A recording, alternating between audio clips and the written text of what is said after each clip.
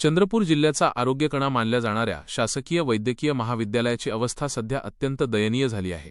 याच विदारक वास्तवाची पाहणी करण्यासाठी खासदार प्रतिभा धानोरकर यांनी गुरुवारी दुपारी रुग्णालयाला आकस्मिक भेट दिली। यावेळी समोर आलेले दृश्य पाहून खासदारांचा पारा चढला आणि त्यांनी उपस्थित प्रशासकीय अधिकाऱ्यांचे चांगलेच वाभाडे काढले। जिल्ह्यात उन्हाचा तडाखा 40 अंशांच्या पार असतानाही रुग्णालयात नातेवाईकांसाठी साधे कूलर उपलब्ध नाहीत। पिण्याच्या पाण्यासाठी वणवण भटकंती करावी लागत आहे। सर्वात धक्कादायक म्हणजे कर्तव्यावर असलेले वैद्यकीय अधिकारी चक्क जागेवरून गायब असल्याचे यावेळी दिसून आले। रुग्णालयातील स्वच्छतेवर दरवर्षी कोट्यवधींचा चुराडा केला जातो, मात्र प्रत्यक्षात महिला प्रभागातील तुंबलेली स्वच्छतागृहे आणि परिसरात पसरलेली दुर्गंधी पाहून खासदारांनी हा पैसा जातो कुठे, असा जळजळीत सवाल विचारला।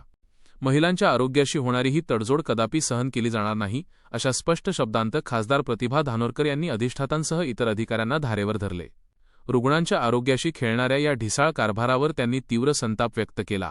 या गंभीर परिस्थितीची दखल घेत खासदारांनी आता प्रशासनाला 8 दिवसांचा अल्टिमेटम दिला आहे। महिला विभागातील पाणीपुरवठा सुरळीत करणे आणि स्वच्छतेचे प्रश्न त्वरित मार्गी लावण्याचे निर्देश त्यांनी दिले आहेत। जर 8 दिवसांत बदल दिसला नाही तर थेट रुग्णालयात बसून उग्र आंदोलन करण्याचा इशाराही त्यांनी दिला आहे। आता या इशाऱ्यानंतर प्रशासन खडबडून जागे होणार का, हे पाहणे महत्त्वाचे ठरेल। काही नाही, आज या ठिकाणी चंद्रपूरला येत असताना मागील अनेक दिवसापासून लोकांच्या काही तक्रारी या मेडिकल कॉलेजच्या आणि या रुग्णालयाच्या बाबतीत होत्या आणि त्या अनुषंगाने न सांगता एक औपचारिक भेट म्हणून या ठिकाणी आली।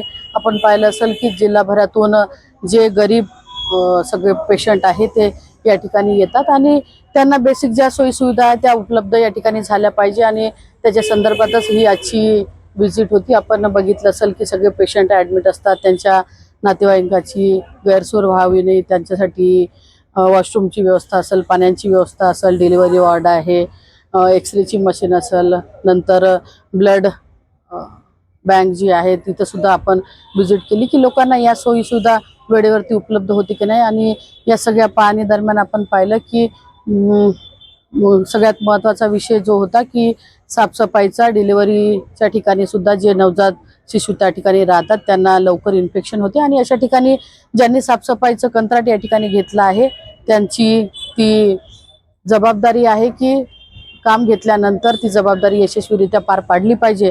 पण आपण पाहिलं की अतिशय गंदगी त्या ठिकाणी आपल्याला दिसली, पाण्याची व्यवस्था नव्हती आणि या दवाखान्यात येणारे लोक मोठ्या प्रमाणात, चंद्रपुरात आज 45च्या जवळपास तापमान तापलेलं आहे आणि अशा परिस्थितीत जर का पाण्याच्या बाबतीत त्यांची सोय जर का झाली नाही तर जीवितहानी सुद्धा या ठिकाणी होऊ शकतो आणि त्याच्या संदर्भातच आता या ठिकाणी आदरणीय कांबळे साहेबांना देखील या सूचना मी केल्या आणि रीतसर पत्राद्वारे देखील ज्या ज्या आमच्या मागण्या आहेत त्या त्यांना मी देणार आहे आणि त्याच्या संदर्भातच ही आजची व्हिजिट या ठिकाणी रुग्णालयाला होती।